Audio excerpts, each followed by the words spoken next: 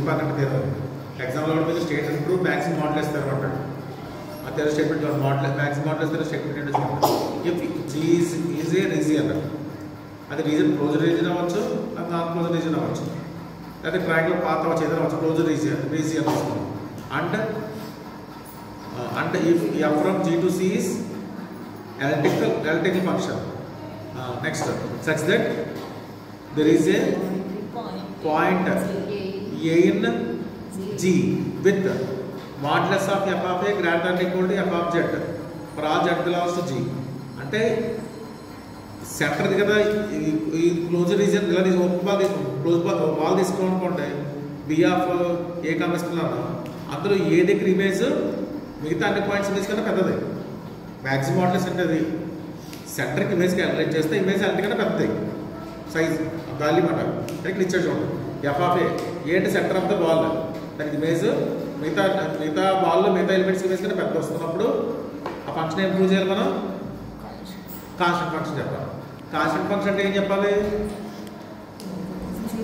Element మాన్ని మేము కాదు చెప్పాలి. అంటే ఎఫ్ ఆఫ్ ఏ కన్నా ఎఫ్ ఆఫ్ బి కన్నా ఎఫ్ ఆఫ్ సి కన్నా ఒకే ఇమేజ్ ఒకటి సేమ్ అవుతుంది చెప్పాలి. అర్థమైందా? ఇప్పుడు మనం క్లోజ్ బాల్ తీసుకోవాలనుకుంటే క్లోజ్ బాల్ అంటే క్లోజ్ సర్కిల్ కదా, సర్కిల్ ఎంత రాస్తారు పాయింట్లు? సర్కిల్ మనకి ఇంటర్మీడియట్ ఫామ్ రాస్తారు.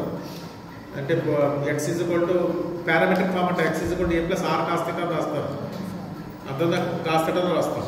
ఇక్కడ అయితే కాంప్లెక్స్ నెంబర్ రాస్తాం ఏ ప్లస్ ఆర్ ఇంటూ ఈ పవర్ ఐ థీటా రాస్తాం కాంప్లెక్స్ నెంబర్. అప్పుడు ఈ ఐ థీటాకి ఎంత వాల్యూ ఇవ్వండి, మీరు ఎంత వాల్యూ ఇచ్చేసరి ఇమేజ్ మాత్రం మారబడదు.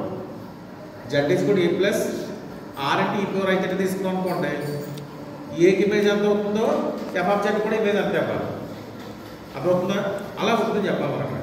దాని ప్రూఫ్ స్టార్ట్ చేస్తుంది. By process G from F from G to C is analytical function and B ద్వారా ఏ కాన్స్టెంట్ కంటెంట్ జీ తీసుకున్నాం. అంటే ఇది ఒక సర్కిల్ టైప్లో తీసుకున్నాం. అప్పుడు సర్కిల్ టైప్ తీసుకున్నా కూడా ఆ సర్కిల్ కదా, దాని మీద కర్వ్ డిఫైన్ చేస్తాం. ఆ కర్వ్ డిఫైన్ చేస్తాం delta of T equal to A plus are into ఈ పవర్ ఐ థీటా. అంటే E power I T 0 less than T less than T pi theta రాసిన వల్ల టీ రాసిన వల్ల.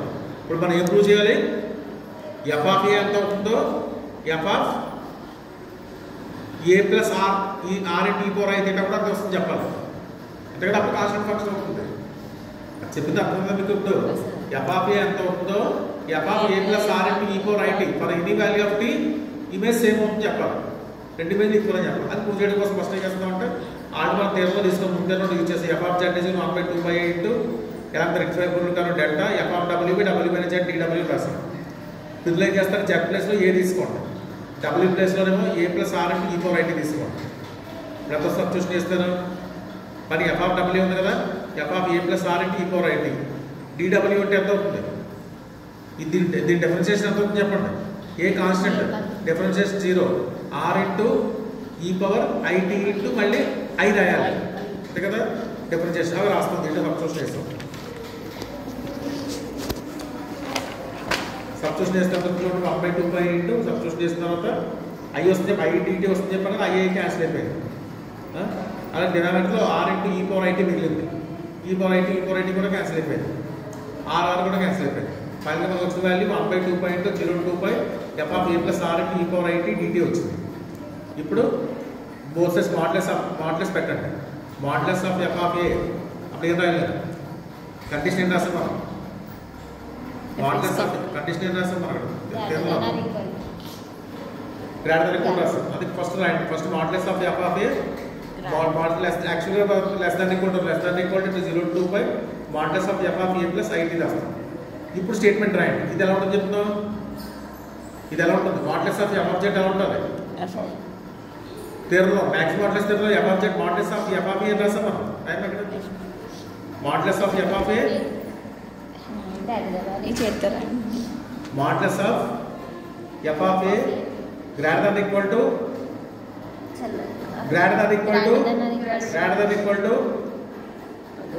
Modulus of F of z. Interchange చేస్తే ఎలా రాయాలి? ఇంటర్చేంజ్ చేస్తే దీన్ని modulus of F of z less than equal to modulus of F of a రాయాలి. కాబట్టి ఇక్కడ తీసే అనుకోండి less than equal to modulus of F of a రాయాలి. Modulus of F of a integration depend అవ్వాలి. Integration ఏమి depend అవుతుంది? T మీద. అది కాన్స్టెంట్ బయటకు వచ్చాం అంటే 0 to 2π dt వచ్చింది. ఇంటిగ్రేషన్ ఆఫ్ dt అంటే t. Upper limit plus lower limit తర్వాత 2π వచ్చింది. 2π క్యాన్సిల్ అయిపోయింది. అంటే ఫైనల్ ఆన్సర్ మనకి equal to modulus of f of a వచ్చింది.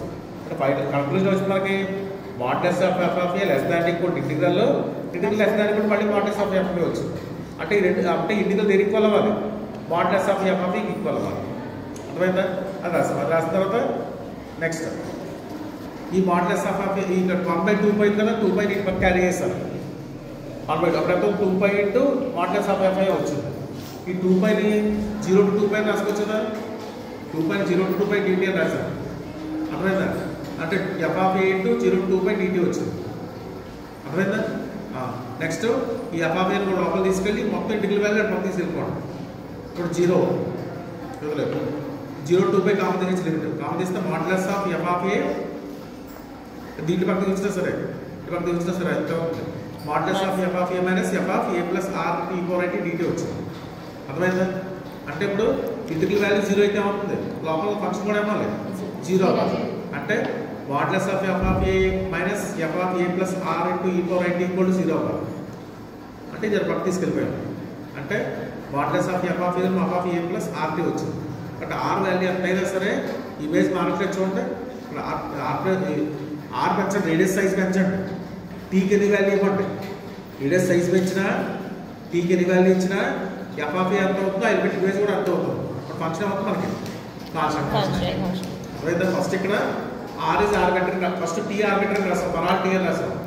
అంటే పాయింట్ సర్కిల్ ఎక్కడున్నా కండిషన్ హోల్డ్ అవుతుంది చెప్తాం. నెక్స్ట్ ఏం చెప్తాం? పరాల్ r రాస్తాం. ఆ బాల్ రేడియస్ పెంచుతున్నా సరే కండిషన్ హోల్డ్ అవుతుంది రాస్తాం. అంటే మొత్తం క్లోజ్ రీజన్ ఎఫ్ మనకి కాన్స్టెంట్ ఫంక్షన్ అయింది. అర్థమైందా? వచ్చేయండి.